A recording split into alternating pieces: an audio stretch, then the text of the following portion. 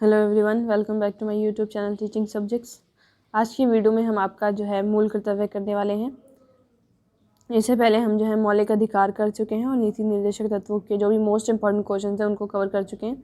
इस वीडियो में आपका फंडामेंटल ड्यूटीज़ होगा और हम पार्लियामेंट भी स्टार्ट करेंगे, संसद। ओके, तो सबसे पहला इस क्वेश्चन यहाँ पे है कि भारतीय संविधान में मौलिक कर्तव्य के रूप में निर्धारित किया गया है कि मौलिक कर्तव्य निर्धारित किया गया था वो क्या था? देश की रक्षा करना है, हमारी सामाजिक संस्कृति की गौरवशाली परंपरा का परिरक्षण करना है, मतलब उसे बचा के रखना है, और सार्वजनिक संपत्ति की सुरक्षा करना है। नेक्स्ट है कि भारत के संविधान में जिसकी संस्तुति पर मूल कर्तव्यों को जोड़ा गया था वह थी स्वर्ण सिंह समिति, मतलब स्वर्ण सिंह समिति की सिफारिश पर आपके मूल कर्तव्यों को जोड़ा गया है संविधान में। याद रखना, ये इंपॉर्टेंट है। नेक्स्ट है कि भारतीय संविधान में मौलिक कर्तव्यों को सम्मिलित किया गया था 42वें संविधान संशोधन द्वारा 1976 में। मोस्ट इंपॉर्टेंट है ये, ध्यान रखना इसको। नेक्स्ट है भारतीय संविधान के अंतर्गत मौलिक कर्तव्यों में सम्मिलित नहीं है। क्या चीज़ सम्मिलित नहीं है? ग्राम पंचायतों के गठन में सहायता करना, ये आपके मौलिक कर्तव्य के अंदर नहीं आता। भारतीय संविधान के भाग 4A में मूल कर्तव्य वर्णित नहीं है। क्या वर्णित नहीं है? कि अपने माता पिता और गुरुजनों का आदर करना, ये मूल कर्तव्य में वर्णित नहीं है। आपके मूल कर्तव्य 11 के आसपास है, ठीक है। तो वो 11 में से कुछ 3 दे देगा सेम और एक अलग दे देगा, तो फिर आपको बताना होगा कि कौन सा नहीं है। तो वही ऐसे ही क्वेश्चन है ये राष्ट्रीय महत्व के स्थानों और स्मारकों की रक्षा करना एक मौलिक कर्तव्य नहीं है, ये तो एक आपका नीति निर्देशक तत्व है। फिर एक नागरिक के मूल कर्तव्यों में सम्मिलित नहीं है अस्पृश्यता मिटाने की ओर प्रयास करना, ये सब नहीं है।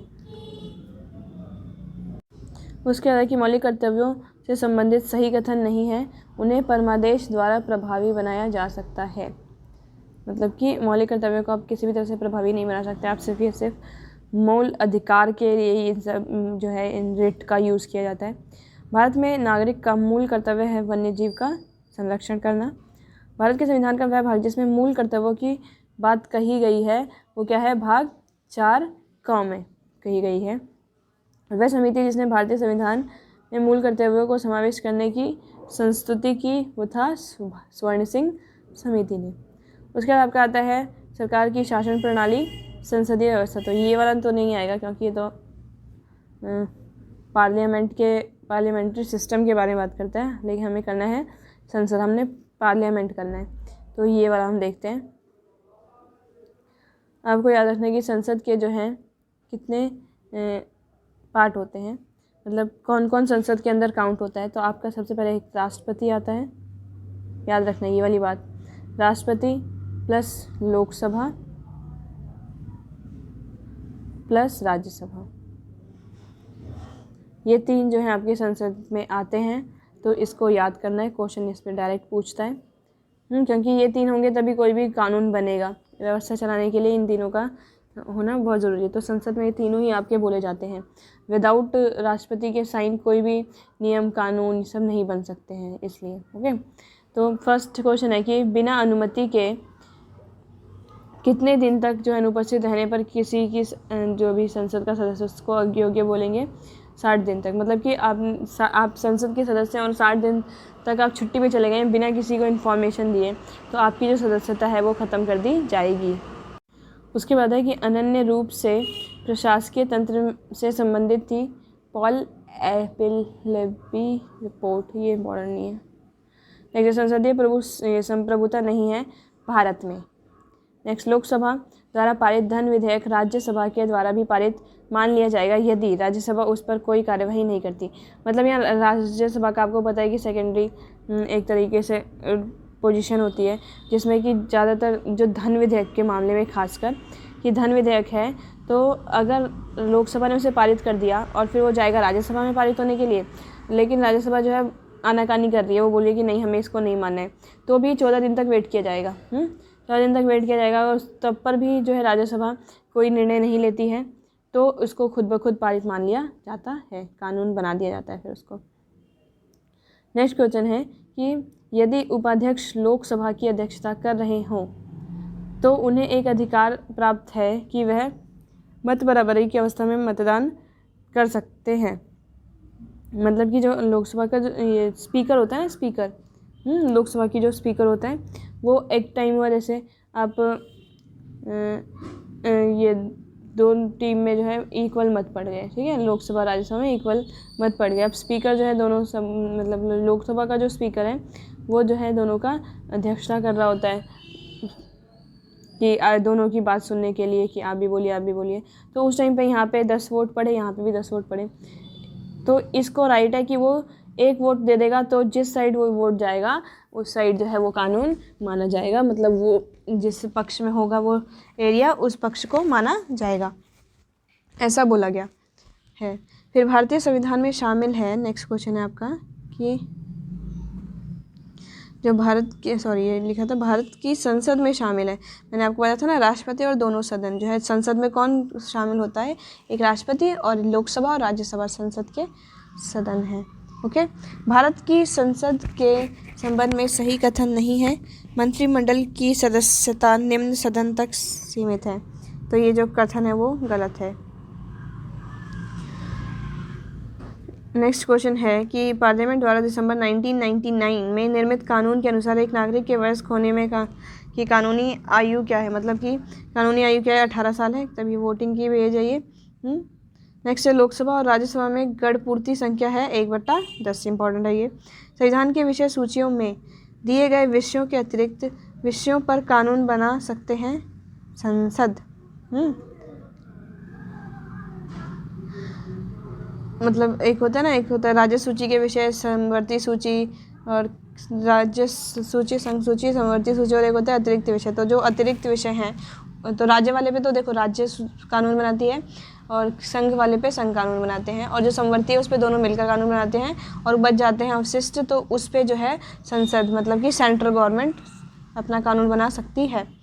फिर नेक्स्ट है कि संसद में शून्यकाल का समय क्या होता है, सब आप 12th में पढ़े हैं कि दोपहर 12 बजे से अपहरण 1 बजे तक, मतलब 12 से 1 का जो टाइम है वो शून्यकाल का होता है।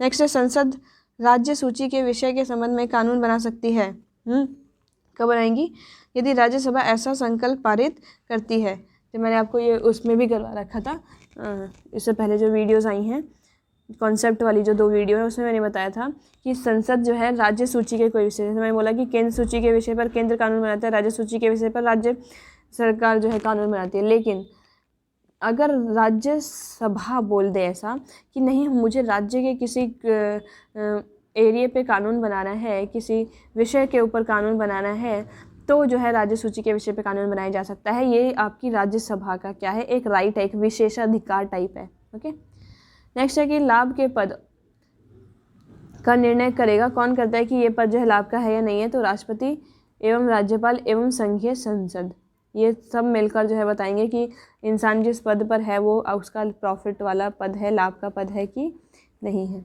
ओके, नेक्स्ट है कि संसद की बैठक में 1 वर्ष में होना आवश्यक है, मतलब 1 साल में कितनी बार संसद की बैठक होना जरूरी है, 2 बार। भारतीय संविधान में अवशेष शक्तियाँ संनिहित है संसद में, मतलब कि सेंट्रल गवर्नमेंट उस पर कानून बनाएगी। कोई विधेयक जिसमें केवल व्यय अंतर्वलित है, अनुच्छेद 110 में निर्दिष्ट कोई विषय उसमें सम्मिलित नहीं है, उसे संसद के किसी भी सदन में प्रारंभ किया जा सकता है। मतलब कि अगर वो धन विधेयक नहीं है तो वो संसद के किसी भी सदन में जा सकता है, लेकिन अगर वो धन विधेयक है तो वो लोकसभा में पहले जाएगा।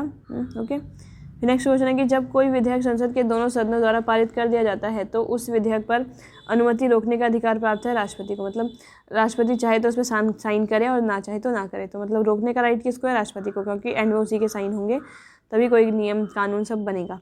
धन विधेयक प्रस्तुत होता है लोकसभा में, मैंने आपको बताया कि धन विधेयक है अगर तो वो सबसे पहले लोकसभा में ही प्रेजेंट किया जाता है। नेक्स्ट है कि राज्य सूची में सम्मिलित विषय के संबंध में राष्ट्रीय हित में विधि बना सकती है केवल राज्यपाल, क्योंकि वो राज्य सूची का है ना टॉपिक, पर अगर राज्यसभा बोले तो वो भी बना सकती है, वो उसका विशेषाधिकार है। संविधान के अंतर्गत राज्यों की सीमाओं को परिवर्तित करने की शक्ति प्राप्त है संसद को, मतलब कि राज्य स्टेट की जो भी बाउंड्री लाइन है उसको चेंज कर सकती है कौन, संसद। किसी भी राज्य को छोटा बड़ा करने का अधिकार है संसद को। नए राज्यों की स्थापना करने की विधायी शक्ति है, मतलब नए राज्य का निर्माण करना भी संसद का काम है। भारत के किसी राज्य में विधान परिषद का सृजन और उसकी संपत्ति और समाप्ति की जा सकती है राज्य विधानसभा के तत्संबंधित संकल्प पारित करने पर संसद द्वारा। मतलब कि ये कह रहा है कि मैंने आपको बताया था कि कुछ स्टेट ऐसे हैं जहाँ पे, जैसे आपको पता है कि राज्य में होता है एक विधानसभा और विधान परिषद होता है। ओके, विधानसभा और विधान परिषद होता है।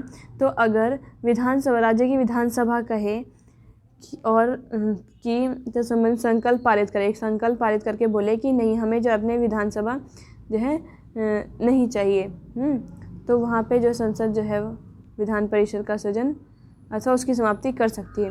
विधानसभा और विधान परिषद होते हैं ना स्टेट में, तो विधानसभा अगर बोले कि हमें विधान परिषद चाहिए, नहीं चाहिए, तो अगर इन्होंने बोला, विधानसभा ने बोला कि हमें विधान परिषद चाहिए, तो विधान परिषद बनाई जाएगी। अगर वो बोला कि हमारी विधान परिषद को हटा दो, तो वो हटा देंगे।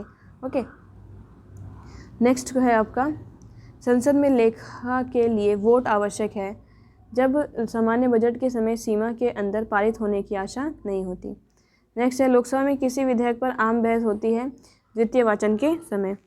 भारतीय संघ की विधायी शक्तियाँ निहित हैं किसमें? संसद में। बजट का प्रस्तुतिकरण, बजट पर चर्चा, विनियोग, विधेयक को पारित करना एवं वित्त विधेयक को पारित करना, ये सभी चरण सम्मिलित हैं सामान्य वित्तीय विधायन में। नेक्स्ट है, निश्चित अवधि के लिए भारतीय संचित निधि से धन निकालने के लिए संघ सरकार को अनुमति प्रदान करता है लेखानुदान। ओके, नेक्स्ट है आपका क्वेश्चन, ये आपका यहाँ इसको मतलब पूरा कर लेते हैं संसद को। भारतीय संसद के दोनों सदनों की संयुक्त बैठक होती है साधारण विधेयक के संबंध में। ओके, साधारण विधेयक के संबंध में ही संयुक्त बैठक हो सकती है, क्योंकि वित्त विधेयक के संबंध में नहीं होगी। क्यों? क्योंकि वित्त विधेयक में तो आपको मैंने बताया कि अगर ये लोकसभा ने वित्त विधेयक को पारित कर दिया है तो वो राज्यसभा के पास जाएगा, राज्यसभा उस पर आंसर करती है तो ठीक है, अगर वो 14 दिन तक आंसर नहीं करती है तो इसको जो वित्त विधेयक है उसको ऑलरेडी पास माना जाता है, तो इसके लिए आपको संयुक्त बैठक नहीं करानी पड़ती। लेकिन कोई नॉर्मल विधेयक है और उस पर ये आपकी जो कोई नॉर्मल विधेयक है उस पर आपका वो लोकसभा में जाएगा, राज्यसभा में जाएगा, और जब दोनों पारित करेंगे तभी वो जो है कानून बन सकता है। लेकिन ये क्या है कि दोनों में कॉन्फ्लिक्ट हो रहा है कि नहीं, एक कह रहा है कि हम इस कानून को बनाएंगे, एक कह रहा है इस कानून को नहीं बनाएंगे, तो उस टाइम पे जो है दोनों का क्या होगा, संयुक्त बैठक होगी, जो कि कौन नियुक्त करेगा? वो राष्ट्रपति करेगा। ओके, फिर नेक्स्ट है आपका, भारतीय संसद के दोनों सदनों की प्रथम संयुक्त बैठक हुई थी दहेज उन्मूलन विधेयक के संबंध में। मतलब जो भारत के संसद के जो पहली संयुक्त बैठक हुई है वो इस मसले पर हुई थी, दहेज उन्मूलन विधेयक के संबंध में। नेक्स्ट है, भारतीय संसद की संप्रभुता प्रतिबंधित है न्यायिक समीक्षा से। मतलब कि न्यायिक समीक्षा की जाती है। लोकसभा के अध्यक्ष, लोकसभा के उपाध्यक्ष, लोकसभा के महासचिव एवं राज्यसभा के अध्यक्ष सम्मिलित हैं संसद के अधिकारियों में। शून्यकाल संसदीय व्यवस्था देन है कहाँ से? भारत की। जो शून्यकाल है वो संसदीय व्यवस्था में होगा, ये किसने दिया? भारत ने खुद दिया है। ये 2013-14 में अंतिम क्षणों में, ये वाला रहने दो। नेक्स्ट है, राष्ट्रपति, राज्यसभा एवं लोकसभा से मिलकर निर्मित है संसद। बता ना, राष्ट्रपति, राज्यसभा और लोकसभा तीनों मिलकर संसद बनाते हैं। भारतीय संसद के अंग कौन कौन से हैं? लोकसभा, राज्यसभा और राष्ट्रपति।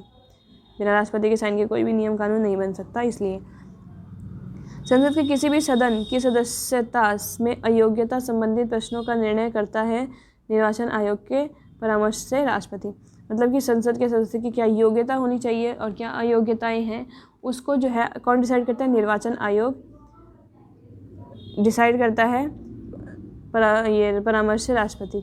मतलब मेन काम तो इसमें निर्वाचन आयोग का होता है, वही बताता है कि ये योग्यता अयोग्यता है और उसके बाद वो राष्ट्रपति को बता दी जाती है और उस हिसाब से राष्ट्रपति डिसाइड करता है। फिर लोकसभा और राज्यसभा के सदस्यों का अधिकतम संख्या कितनी है? 545। मतलब लोकसभा की 545 है और राज्यसभा की सदस्यों की अधिकतम संख्या क्या है? 250। आपको जो है वो टेबल भी एक बार देख लेनी है कि सबसे ज़्यादा सीट कौन सी, जैसे आपका ये उत्तर प्रदेश की सबसे ज़्यादा लोकसभा की सीट है, तो उनकी सीट भी एक बार देख लेना। गोवा की सीट देख लेना, कम सबसे कम किसकी और सबसे ज़्यादा किसकी है वो बस देख लेना, दूसरे में दिया हुआ है आराम से। नेक्स्ट वीडियो में जो है हम आपका प्रेसिडेंट करेंगे, उसके बाद फिर ये लोकसभा, मतलब जो भी क्वेश्चंस होंगे हम इनको एक बार कर लेंगे। ओके, एक मतलब 2-3 क्लास में आपका ये पूरा कंप्लीट हो जाएगा। वीडियो कैसी लगी प्लीज़ लाइक शेयर सब्सक्राइब करके बताइएगा। Thank you.